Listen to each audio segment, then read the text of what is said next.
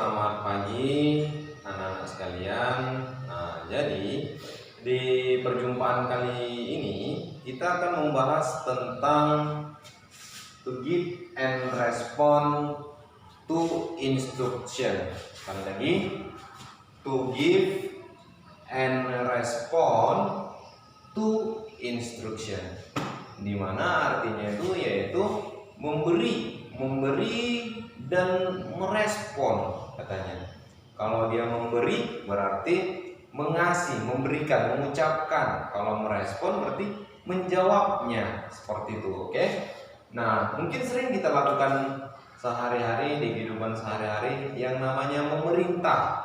Nah, jadi kali ini kita akan membahas tentang to give and respond to instruction. Artinya memberi dan merespon ungkapan perintah atau kalimat perintah. Nah, jadi kalimat perintah itu ada dua, ya. Kalimat perintah itu ada dua, yaitu command, ya, command dan juga prohibition. Nah, tadi saya bilang kalimat memerintah ini itu ada dua jenis golongannya, yaitu command ini, command, dan juga prohibition. Nah, yang namanya memerintah artinya yaitu menyuruh seseorang agar dilakukan di dalam kehidupannya sehari-hari. Nah, jadi kalimat memerintah yang harus kita kerjakan atau yang harus kita lakukan itu ada tiga, yaitu verbnya, baru ditambahkan objeknya, baru kemudian verbnya atau kata kerjanya, baru objeknya, baru ditambahkan dengan kata please. Nah, please di sini digunakan untuk biar lebih sopan kita memerintah seseorang. Nah, kemudian yang terakhir yaitu be adjective, be plus adjective, ditambahkan be-nya, baru adjektifnya atau kata sifatnya. Nah, contohnya yang verb tambah objek. Nah, kata kerja ditambahkan objeknya. Nah, kita ambil kata kerja yang pertama. Nah, kenapa kita ambil kata kerja pertama? Karena kalau kita memerintah seseorang berarti pada saat hari itu juga. Nah, berarti kita gunakanlah kata kerja yang pertama. Saya ambil contohnya yaitu kata kerja read, baca. Nah, setelah itu ditambahkan objeknya atau keterangannya, apa yang harus kita baca. Contohnya read your book, baca bukumu. Kalau dikatakan seseorang baca bukumu, berarti seseorang itu sedang memerintah kita. Oke. Nah, responnya tergantung sama siapa yang memerintah tersebut. Kalau seandainya yang seumuran sama kita, kan nggak mungkin kita buat jawaban yang seumuran dengan kita dengan yang di atas umur kita. Kalau kita berbicara atau menjawabnya dengan yang seumuran kita padahal dia di atas kita, berarti itu namanya tidak sopan, kan gitu. Nah, jadi sama seperti yang saya katakan tadi, yaitu tergantung kepada siapa yang memerintah. Kalau dia seumuran kepada kita atau sederajat masihannya, boleh yes, oke. Boleh juga oke. Boleh juga of course. Boleh juga sure. Nah, seperti itu. Kalau dia di atas umur kita gitu kan, biar lebih sopannya kan kita lihat siapa, apakah guru ataukah orang tua kita ataukah Bapak, kan gitu kan. Boleh jawabannya yes sir. Boleh juga okay sir atau ma'am. Yes sir atau yes ma'am, atau juga boleh responnya okay sir atau okay ma'am, tergantung pada siapa. Kalau dia laki-laki berarti di atas umur kita, boleh kita katakan yes sir, atau kalau dia perempuan yang di atas umur kita, boleh kita katakan yes ma'am. Oke, seperti itu. Nah, itu yang digunakan verb plus objeknya seperti ini. Ini verbnya, ini objeknya. Oke. Nah, tadi katanya di kalimat perintah biar lebih sopan itu bisa ditambahkan kata please di belakangnya. Kalau ditambahkan please ya tinggal boleh aja yang ini tadi. Contohnya ya.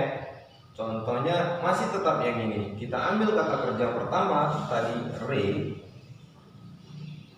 baru ditambahkan your book keterangannya atau objeknya, baru ditambahkan kata please. Nah, please di sini digunakan untuk biar lebih sopan kita memerintah orang. Berarti kalimatnya read your book please. Silakan baca bukumu, seperti itu. Nah, jawabannya gimana? Ya sama seperti yang saya buat yang pertama tadi, seperti itu. Oke, baru katanya kalimat memerintah itu bisa ditambahkan, bisa digunakan be-nya dulu, be, baru ditambahkan adjektif katanya. Nah, kalau kita memerintah orang, bisa kita gunakan be baru adjektifnya. Bagaimana contohnya? Nah, contohnya be-nya dulu kita buat, baru kita buatlah kata sifatnya. Kata sifat ini kan berarti yang tidak dilakukan oleh badan, nah, tetapi pemikiran atau sifatnya, seperti itu. Oke, contohnya kayak kuat, manis, cantik, kemudian rajin, bodoh, seperti itu. Itulah yang namanya adjektif. Nah, kalau kita ambillah salah satu dari kalimat kata sifat tersebut. Contohnya saya ambil adalah strong atau diri sendiri, yourself. Nah, tinggal tambahkan be-nya, baru ditambahkan strong atau be yourself. Jadilah kuat, jadilah diri sendiri, seperti itu. Be yourself atau be strong. Bisa kalian buat contohnya yang lain. Oke. Nah, jadi kalimat perintah ini adalah kalimat untuk memerintahkan seseorang agar dilakukan di dalam kehidupannya sehari-hari. Nah, inilah pelajaran kita tentang to give and respond to instruction, di mana yang artinya memberi dan merespon ungkapan kalimat perintah. Oke, kalau kira-kira ada yang masih belum paham, silakan datang ke sekolah, kemudian jumpai saya, biar saya yang menjelaskan kembali kepada kalian. Oke, demikian penjelasan saya tentang kalimat perintah. Untuk di pertemuan berikutnya kita akan membahas kalimat memerintah yang melarang. Di mana kalimat memerintah melarang ini berarti sebuah tindakan yang kita perintahkan agar tidak dilakukan di dalam kehidupannya sehari-hari. Oke? Nah, jadi tadi saya katakan to give and respond to instruction itu ada dua jenis, yaitu command, memerintah, dan prohibition atau melarang. Nah, kalau command berarti memerintah, berarti tindakan yang harus dilakukannya. Nah, oke. Saya ulang kembali. Komen ini kalau kita mau membuat sebuah kalimat ada 3 caranya. Gimana? Seperti itu. Untuk memerintah seseorang tergantung sama apa yang harus kita perintahkan, seperti itu. Verbnya dulu baru ditambahkan objek, kemudian verbnya dulu ditambahkan objek baru ditambahkan please, baru be-nya dulu baru ditambahkan adjektifnya atau kata sifatnya. Nah, please di sini digunakan untuk memerintah seseorang agar lebih sopan. Oke, demikianlah pertemuan dari saya. Sampai ketemu di video-video berikutnya. Kita akan membahas kembali tentang prohibition. Sampai ketemu di pertemuan berikutnya. Terima kasih.